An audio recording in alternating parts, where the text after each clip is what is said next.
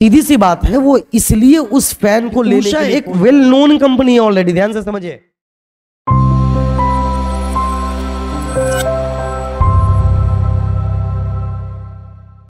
आज हम लोग डिस्कशन करेंगे कमीशन पे।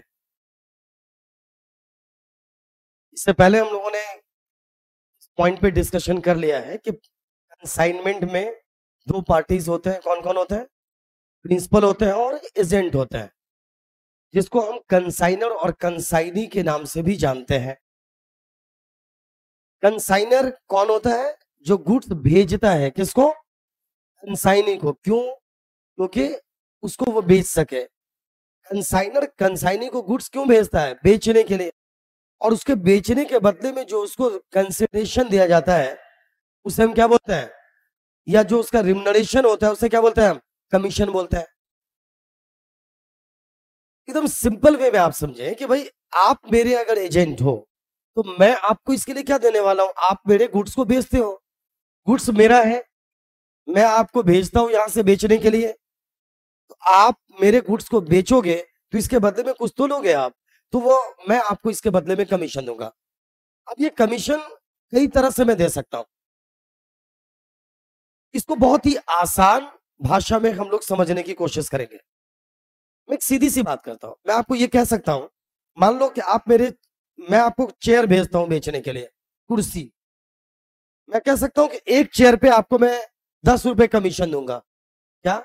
एक चेयर पे मैं आपको 10 रुपए कमीशन दूंगा। मैं इन तीनों में से अभी ये क्या टाइप है इस पे अभी डिस्कशन नहीं कर रहा है, मैं अलग से बता रहा हूं, इसको मैं मिटा दूंगा।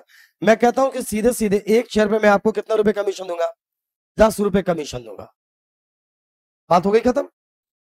अगर मैं आपको 10 रुपए कमीशन दे रहा हूं तो आप एक चेयर, अगर आपने 100 चेयर को आपने बेचा है तो 100 into 10 दैट इज आपको कितना? 1000 कमीशन मिल जाएगा। आप जितना ज्यादा चेयर्स बेचोगे उतना ज्यादा कमीशन मिलेगा। शेयर नहीं बेचोगे तो कमीशन नहीं मिलेगा। ये जो कमीशन है ना, इसको हम ऑर्डिनरी कमीशन बोलते हैं। सीधी सी बात यही है। इसको क्या बोलते हैं हम? ऑर्डिनरी कमीशन या सिंपल कमीशन बोलते हैं। अब यहां पर दूसरा एक कमीशन दिख रहा होगा आपको, del creditor commission and overriding commission. इन दोनों कमीशन को आप स्पेशल कमीशन की कैटेगरी में रख सकते हैं। तो नॉर्मली जब प्रिंसिपल अपने एजेंट को कहता है कि आप मेरे गुड्स को बेचो, हम आपको इतना % कमीशन देंगे, तो ये कौन सा कमीशन है? ये ऑर्डिनरी कमीशन है या इसको क्या बोलेंगे? सिंपल कमीशन बोलेंगे। लेकिन ये डेल क्रेडिटर कमीशन क्या होता है और ओवरराइडिंग कमीशन क्या होता है, इसको थोड़ा सा आप समझ, इस पे थोड़ा सा दिमाग लगाने की जरूरत है। फिर हम टोटल सेल्स, कितने सेल पर कौन से सेल पर कौन सा कमीशन देते हैं, इसको बहुत इजीली आप समझ पाओगे। सबसे पहले हम डिस्कशन करते हैं। मेरा मानना है कि इन दोनों कमीशन को समझ लो तो जनरली ऑर्डिनरी कमीशन समझना आपके लिए और आसान होता है। सबसे पहले आइए हम इस पे डिस्कशन करते हैं, ये डेल क्रेडिटर कमीशन क्या होता है। डेल क्रेडिटर कमीशन, आप मेरे पहले एक बार फिक्स कर लेते हैं कि आप मेरे कौन हो? एजेंट हो। मैं आपका कौन हूं? प्रिंसिपल हूं, है ना। आप कौन हो मेरे? मैं कौन हूं? मैं गुड्स भेजता हूं आपको बेचने के लिए, है ना। ये कंसाइनमेंट का मेरे ख्याल से 6वां या 7वां लेक्चर होगा, तो आप तो इजीली अब तक तो समझ चुके होंगे। आप मेरे लिए गुड्स कैश में भी बेचते हो और क्रेडिट पे भी बेचते हो, मतलब कि आप उधार और नगद दोनों गुड्स बेचते हैं, दोनों तरह से आप गुड्स को बेचते हैं। अब एक बात बताइए, गुड्स आप मेरा बेचते हो, इट मींस कि आप मेरे एजेंट हो। कैश गुड्स बेच दिए फिर तो ठीक है, लेकिन जैसे ही आप गुड्स क्रेडिट पे सेल करोगे ना, समझ रहे ना, जैसे ही आप गुड्स क्रेडिट पर सेल करोगे, निश्चित तौर पर वहां पर एक प्रॉब्लम आएगी। पता है किस बात की? बैड डेब्ट्स की प्रॉब्लम आएगी। पैसा डूबता कब है? जब आप गुड्स उधार बेचते हो। कैश सेल करने पे कभी पैसा डूबने का चांस है क्या? वो तो कैश ले लेते हो। तो जैसे ही आप क्रेडिट सेल कर रहे हो मेरी वजह से, तो मैंने आपको कह रखा होगा तभी आप क्रेडिट सेल कर पा रहे हो। तो अगर आप क्रेडिट सेल कर रहे हो तो इसका मतलब यह है कि ये पैसा कई बार बैड डेब्ट भी हो सकता है। लाइक अगर आपने 20 लोगों को गुड्स बेचा है ना, हो सकता है एक आदमी आपको पैसा दे ही ना। अब ये सोच समझ कर बताइए कि अगर कोई बैड डेब्ट्स हो गया तो वो एक्चुअल में वो बैड डेब्ट्स किसका हुआ, प्रिंसिपल का हुआ या एजेंट का, मींस कि मेरा या आपका, ये बैड डेब्ट्स किसका हुआ, प्रिंसिपल का हुआ। मैं इस बैड डेब्ट्स के टेंशन से बचना चाहता हूं, ध्यान से सुनना। आप डेल क्रेडिटर कमीशन पढ़ते सभी हैं, एक दो लाइन का डिफिनेशन याद कर लेते हैं। मैं भी चाहता तो इसके बीच में डिफिनेशन लिख ही देता, लाइन बाय लाइन पढ़ के सिखा बता देता।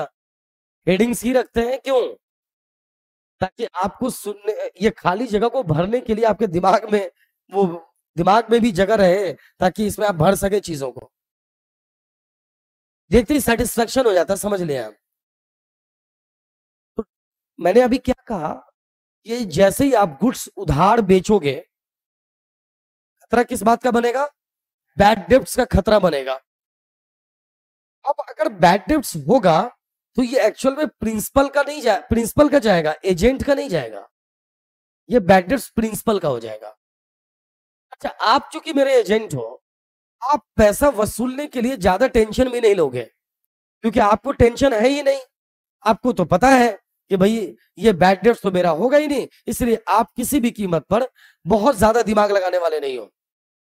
आप नए नए गुड्स ज्यादा बेचना चाहोगे, क्यों, क्योंकि आपको पता है कि नए गुड्स बेचने पर आपको कमीशन मिलेगा। जो पैसा डूब रहा है उसको डूबने ही दोगे, जो इंसान का नेचर है, बहुत ज्यादा दिमाग नहीं लगाओगे। तो मैं एक दिमाग लगाता हूं, मैं आपको एक लालच देता हूं।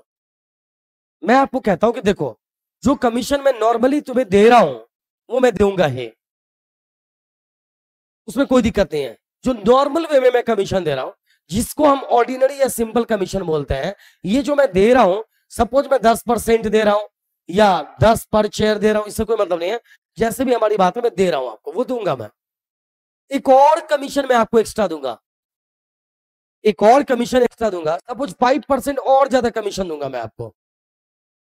और वो कमीशन क्यों दूंगा मालूम है, वो बैड डेब्ट्स के टेंशन को कम करने के लिए।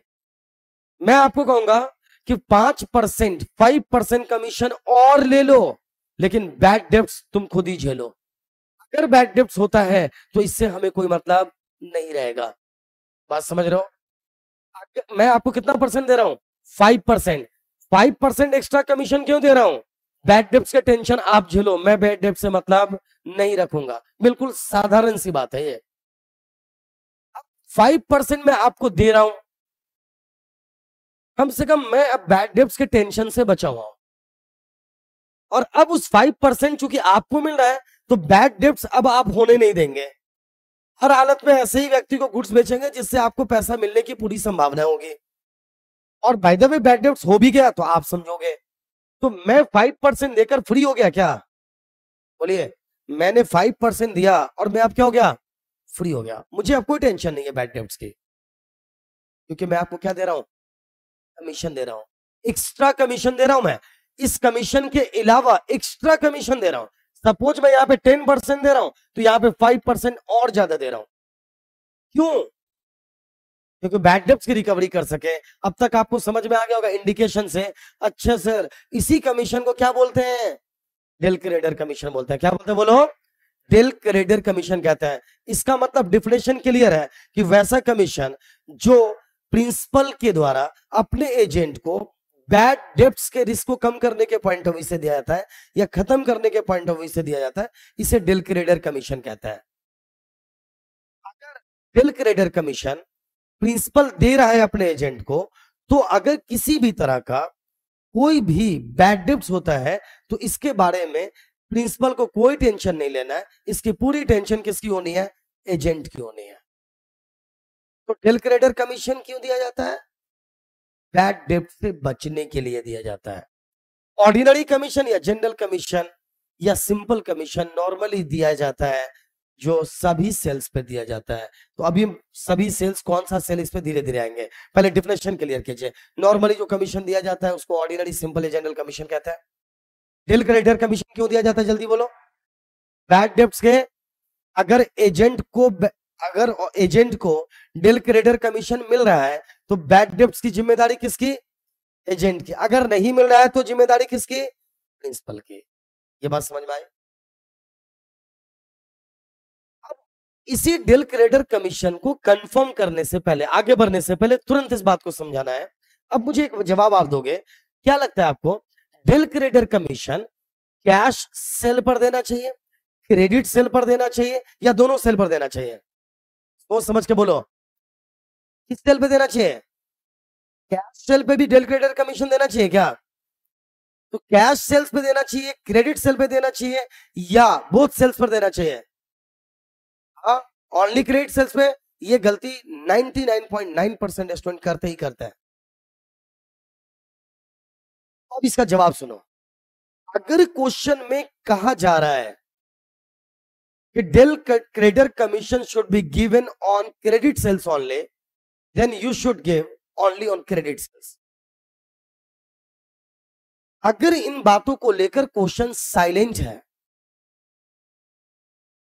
तो it will be given on total sales, ये टोटल सेल्स पर दिया जाएगा, मतलब cash sale and credit sale both sales पर दिया जाएगा। अब आपको यहां पर नहीं होगी, टेंशन हो रही होगी, नहीं हो रही है? थोड़ा सा कंफ्यूजन नहीं हो रहा है क्या? कि एक बात बताइए सर, अगर बैड डेट्स होगा तो सिर्फ क्रेडिट सेल पर होगा। अरे बैड डेट्स किस पे होने की संभावना है? कैश सेल्स पे, क्रेडिट सेल्स पे, या बोथ सेल्स पे? ये सिर्फ क्रेडिट सेल्स पे होने की संभावना है। अगर ये सिर्फ क्रेडिट सेल्स पर होगा, अगर ये सिर्फ क्रेडिट सेल्स पे होगा बैड डेट्स, तो हम कैश सेल्स पे कमीशन क्यों दें? इसका लॉजिक आपको पता है? नहीं, आपको नॉर्मली इसका लॉजिक बुक में भी नहीं मिलेगा। ऐसा नहीं है कि कोई लिख नहीं पाते हैं, ऐसा नहीं है। बुक में बहुत सारी चीजें मजबूरन नहीं लिखी जाती है, नहीं तो बुक का साइज बड़ा लंबा चौड़ा हो जाएगा। तो आइए इस लॉजिक को समझ लीजिए, क्यों दें आपको हम। पहले तो यहां पर मैं लिख देता हूं, आप इसको समझिए।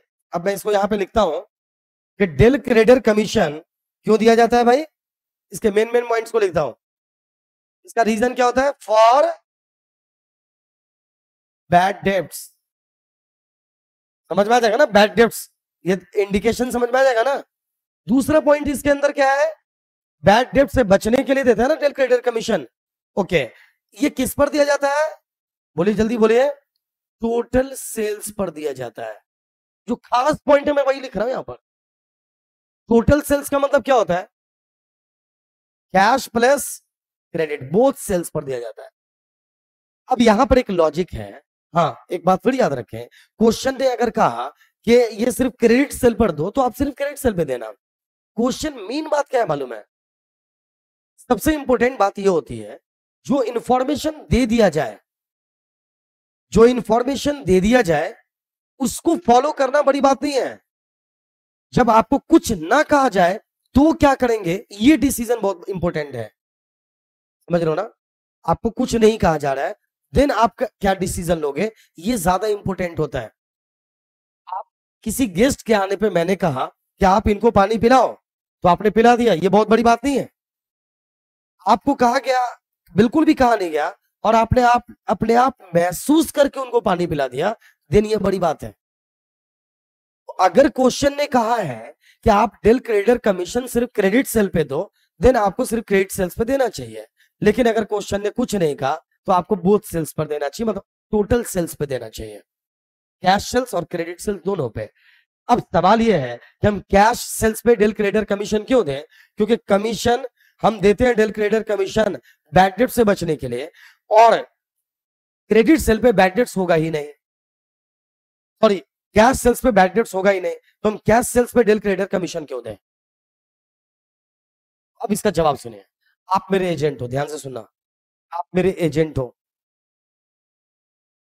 अगर मैं आपसे कि मैं आपको डेल क्रेडिटर कमीशन सिर्फ क्रेडिट सेल्स पर दूंगा, तो अब आप पता है क्या करोगे? क्योंकि मान लो मैं 10% यहां दे रहा हूं और 5% यहां दे रहा हूं। अगर आप नगद बेच रहे हो तो सिर्फ कितना कमीशन मिल रहा है आपको? 10%। और उधार बेच रहे हो तो कितना परसेंट मिल रहा है? 15%। तो आप कैसे गुड्स बेचना चाहोगे, आप नगद की उधार? हर गुड्स को आप कैसा बेचना चाहोगे?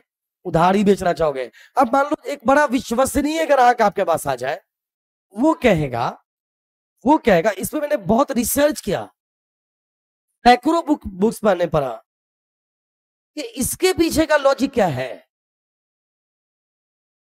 तो लॉजिक क्या समझ में आया? अब आइए, सॉरी, समझ में आया कि अगर आप एक एक व्यक्ति, एक ग्राहक जो गुड्स कैश लेने पहुंचा है आपके पास, अब आप उसको भी सलाह दे सकते हो कि सुनो ना, आप 2 दिन के लिए उधार लो। क्यों? क्योंकि हमें क्या मिल जाएगा? आप उसको ये बात भले ही नहीं बोलोगे, लेकिन आप क्या चाहोगे? गुड्स उधार ही बेच देते हैं, या भले ही नगद आपने बेचा है लेकिन दिखाओगे कुछ दिनों के लिए कैसा? उधार। मैं इस बात से परेशान हूं। मैंने कहा भाई सुनो, एक काम करो, तुम टोटल सेल पे ही यार ले लो डेल क्रेडिट कमीशन, ये हमारे लिए आसान होगा, है नहीं? मतलब कि आपको हम ऑर्डिनरी कमीशन तो दे ही रहे टोटल सेल पे, साथ साथ डेल क्रेडिट कमीशन भी किस पे देंगे हम? टोटल सेल्स में दे देते हैं। आपको बहानेबाजी के लिए कुछ बचेगा नहीं, और मैं बैड डेब्ट से भी बच जाऊंगा। तो इसलिए इसका लॉजिक है कि it should be given on total sales if question is silent. In case of question is silent, del credit commission will be given on total sales. याद रहेगा? इसमें कोई शक है? आई थिंक आपको शक नहीं होना चाहिए। अब एक बात बताइए, ऑर्डिनरी कमीशन जो नॉर्मल कमीशन है, ये स्पेशल नहीं है, तो देना ही देना है, ये कंपलसरी है, ये ऑप्शनल नहीं है। You have to pay this commission, you have to give, आपको देना ही पड़ेगा। अगर मैं प्रिंसिपल हूं तो मैं आपको कमीशन दूंगा। तो जो नॉर्मली जो कमीशन देते हैं ना, उसे क्या बोलते हैं हम? ऑर्डिनरी या सिंपल कमीशन। क्लियर? तो ये किस पर दिया जाता है? बोलो, ये भी किस पर दिया जाता है? टोटल सेल्स पर दिया जाता है। और इसको क्या बोलेंगे? ये कंपलसरी है। इसको क्या बोलते हैं? ये कंपलसरी नहीं है, ये स्पेशल है। ये क्या है बोलो? ये स्पेशल कमीशन। क्या है ये बोलो? ये स्पेशल कमीशन है। स्पेशल किस लिए? क्योंकि ये डेल क्रेडिट कमीशन स्पेशल है। बैड डेब्ट से के रिस्क से बचने के लिए प्रिंसिपल अपने एजेंट को ये कमीशन देता है। क्लियर? अगर वास्तव में एजेंट का कुछ पैसा डूब ही गया, इससे प्रिंसिपल कोई मतलब नहीं रखेगा। क्लियर है? अब आइए, एक पॉइंट बचता है, ओवरराइडिंग कमीशन किसे कहते हैं? नाम से क्लियर है, ओवरराइडिंग, ये भी एक स्पेशल कमीशन है। नॉर्मली इस तरह का कमीशन नए प्रोडक्ट को मार्केट में लाने के लिए दिया जाता है अपने एजेंट को। जैसे कि मैं आपको कहता हूं, एक कोई भी गुड्स है, आप उसको 100 रुपए में बेचो, 100 में बेचोगे, 100 में बेचो, आपको कमीशन दे देंगे हम। मान ली 10% del credere, sorry, simple commission दे रहे हैं, हम आपको दे देंगे कितना परसेंट? अगर हमारे गुड्स को 100 में बेचोगे तो मैं आपको 10% कमीशन दूंगा। लेकिन अगर इसी गुड्स को आप 120 में बेचोगे तो जितना ज्यादा में बेचोगे उसका 25% कमीशन मैं आपको दूंगा। अब आप क्या चाहोगे? गुड्स को ज्यादा से ज्यादा प्राइस में बेचना? यस या नो? तो आप इसको कितने में बेचोगे? अगर 120 में बेचोगे, ध्यान दीजिए, 120 में बेचोगे, कितना ज्यादा में बेचा आपने? नाम से क्लियर, ओवर यानी सरप्लस। क्लियर? कितना ज्यादा में बेचोगे? 20 ज्यादा में, उसका 25% कितना? 5। मैं आपको 5 रुपए और ज्यादा कमीशन दूंगा। This is called over riding commission. समझ में आई बात? तो ये इसी का, इसलिए हम इसको क्या बोलते हैं? सरप्लस। इसको सरप्लस कमीशन भी बोल सकते हैं आप। ये एक्चुअल में सरप्लस मतलब ज्यादा पर बेचने के लिए ये कमीशन दिया जाता है। इस तरह का कमीशन इसलिए किसी को ऑफर किया जाता है ताकि गुड्स को वो ज्यादा से ज्यादा प्राइस पर, मतलब कि वो ज्यादा से ज्यादा बेचने के लिए इच्छुक हो सके। आपको मैं एक एग्जांपल देता हूं। मैं एक बार ना फैन लेने गया, तो मैंने कहा कि मुझे आप उषा का फैन दे दो। ठीक है? तो दुकानदार ने कहा, रिटेलर ने कहा कि सर इससे बेहतर इस कंपनी का फैन ले लो। मुझे, मैंने कहा उषा का फैन दे दो, इस रेंज का फैन दे दो। दुकानदार ने कहा कि सर इस रेंज का इससे बेहतर फैन मेरे ख्याल से ये आप ले लो, ये वाले लो आप, बेहतर चलेगा। ऐसा नहीं कि वो गलत बोल रहा था, ऐसा बिल्कुल भी नहीं है कि वो गलत ही बोल रहा है, वो सही भी बोल सकता है। लेकिन एक बात बताओ, उषा एक फैन के मामले में ज्यादा विश्वसनीय फैन है ना? लेकिन ये कोई जरूरी नहीं है कि उससे अच्छा दूसरा फैन हो ही नहीं सकता।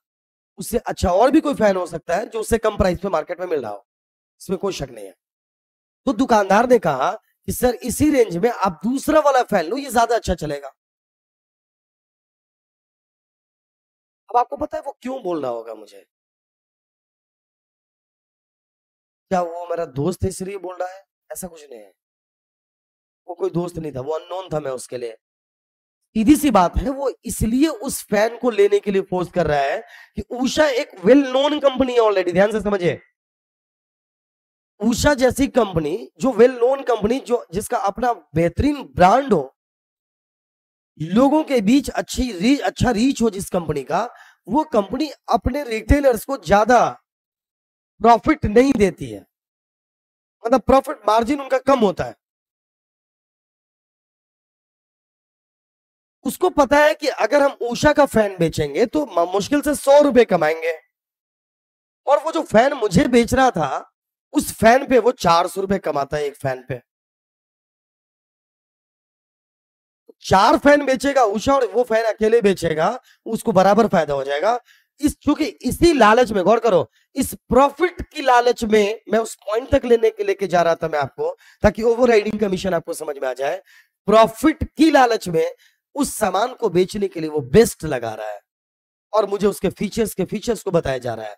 अल्टरनेटिवली उसका एडवर्टाइजमेंट या मार्केटिंग एक तरह से कमीशन देकर नहीं करवा रहा है जो इसका मैन्युफैक्चरर है, कि एक काम करो, तुम मेरे से ज्यादा कमीशन लो और मेरे प्रोडक्ट की प्रशंसा करो और इसको ज्यादा से ज्यादा बेचो। समझ में आई बात? ये जो ओवर राइडिंग कमीशन कुछ इसी वजह से दिया जाता है कि हम उसको लालच देते हैं कि इतना से ज्यादा पे बेचे तो तुम्हें हम इतना परसेंट एक्स्ट्रा कमीशन देंगे। वो 25% एक्स्ट्रा कमीशन के लालच में हमारा कितना परसेंट का फायदा करवाएगा? 75% का फायदा करवाएगा। समझ में आई बात? इसी कमीशन को क्या बोलते हैं? Over riding commission. अब एक बात बताइए, अगर क्वेश्चन साइलेंट है तो ओवर राइडिंग कमीशन कौन से सेल पर दोगे? एक्स्ट्रा सेल पर दोगे या टोटल सेल्स पे दोगे? यहां भी आपको जानकर हैरत होगी कि ये भी किस पर दिया जाएगा? अगर क्वेश्चन साइलेंट है तो इसे भी टोटल सेल्स पर ही दिया जाएगा। समझ में आई बात? ओवर राइडिंग कमीशन भी टोटल सेल्स पे दिया जाएगा अगर क्वेश्चन साइलेंट है तो। समझ रहे हो? साइलेंट है तो क्या डिसीजन लेना है, मैंने बार बार कहा, ये ज्यादा मैटर करता है, ये ज्यादा इंपॉर्टेंट है कि आप इस बात को समझें कि क्वेश्चन साइलेंट है तो क्या डिसीजन लेंगे। और क्वेश्चन ने जो कह दिया फिर तो वही कर रहा है आपको। अब अगर क्वेश्चन कह रहा है कि overriding commission will be given on only surplus amount, then you will give only on surplus amount. उसी तरह से डेलक्रेडर कमीशन के बारे में भी क्या है, ये भी किस पर दिया जाता है? टोटल सेल्स पर। बोलिए किस पर? तो इसका मतलब ये जो है ना, इसको मैंने उल्टा 1 2 लिख दिया, इसको नीचे कर देते हैं। चलो क्या ध्यान दीजिएगा आप, ये हो गया 1, ये 2। अब ये देखिए, डेल क्रेडर कमीशन किस पर? टोटल सेल्स पे। ऑर्डिनरी कमीशन किस पर? टोटल सेल्स पे। ओवरराइडिंग कमीशन किस पर? टोटल सेल्स पे। अच्छा, क्या एक साथ किसी एजेंट को तीनों ही कमीशन दिया जा सकता है? Yes, it is too much possible. क्या जरूरी है कि तीनों ही दिया जाए? कोई जरूरी नहीं है। क्या कोई एक ऐसा कमीशन जिसको देना जरूरी है? हाँ, ये तो देना ही पड़ेगा यार। अब अगर किसी को कहो कि देखो तुम मेरे एजेंट तो बन जाओ लेकिन मैं चाहता हूं तुम्हें कोई कमीशन ही ना दूं, ये पॉसिबल है क्या? नहीं। तो ये तो आपको देना ही पड़ेगा। ये एक्स्ट्रा है, ये कह सकते हो ये स्पेशल कमीशन है। इसको भी आप कह सकते हैं कैटेगरी में रख सकते हैं। ये भी कौन सा कमीशन है? ये स्पेशल कमीशन की कैटेगरी में इसको भी रखेंगे। तो इसको आप कह सकते हैं कि पहले इसको 2 राउंड में समझ सकते हैं। There are 2 types of commission, ordinary या simple commission and special commission. And there are 2 types of special commission. कौन कौन? Del credere commission and overriding commission. It can be said as a special commission also. तो ये special purpose किस लिए दिया जाता है, और ये तो देना ही पड़ता है। मेरे ख्याल से आप कमीशन के कंसेप्ट को 100% समझ चुके होंगे। अब एक बात और इसके साथ जोड़ दें, कमीशन प्रिंसिपल के लिए क्या होता है? एक्सपेंस होता है। क्या होता है बोलो? और प्रिंसिपल इसके लिए कमीशन डेबिट नहीं करता है, ध्यान रखो। वो किसको डेबिट करता है? कंसाइनमेंट डेबिट करता है। ये कंसाइनमेंट का इनपुट होता है। ये बात समझ रहे हो? लेकिन सेम कमीशन एजेंट इसको क्रेडिट करता है अपने यहाँ, क्या करता है बोलो? क्योंकि वो इसके लिए क्या होता है? इनकम होता है। तो जब प्रिंसिपल, ध्यान से सुनिए, जब प्रिंसिपल एजेंट को कमीशन देना होता है या देता है, देना ड्यू हो जाता है, तो प्रिंसिपल कभी भी कमीशन डेबिट नहीं करता है, बल्कि डेबिट किसको करता है? कंसाइनमेंट अकाउंट को। और क्रेडिट किसको करता है? कंसाइनी के अकाउंट को, क्योंकि कंसाइनी को उसे कमीशन देना होता है। फाइनली कमीशन रिलेटेड कंसेप्ट आपका 100% क्लियर होगा। अगर हम अब चेक करते हैं तो जितने लेक्चर्स आपको अब दिया जा चुका है, इससे ओवरऑल लगभग सारे टॉपिक कवर हो चुके हैं अगर आप गौर से सुनेंगे तो मुझे लगता है कि आप इन सारे लेक्चर्स को देखेंगे, अगर आप सभी स्टूडेंट एक बार रिपीट कर लें तो कंसाइनमेंट का कंसेप्ट आपका 100% क्लियर हो चुका होगा। ओके, अब अगली बात एक और है, यहां पर एक पॉइंट आएगा आपका इबनॉर्मल लॉस का। इसका आएगा बोलो? Normal loss. अब एबनॉर्मल लॉस का मतलब समझते हैं क्या होता है? अभी पैक किस क्यों कर लिया आपने? अभी बातें चल रही है। एबनॉर्मल लॉस क्या होता है?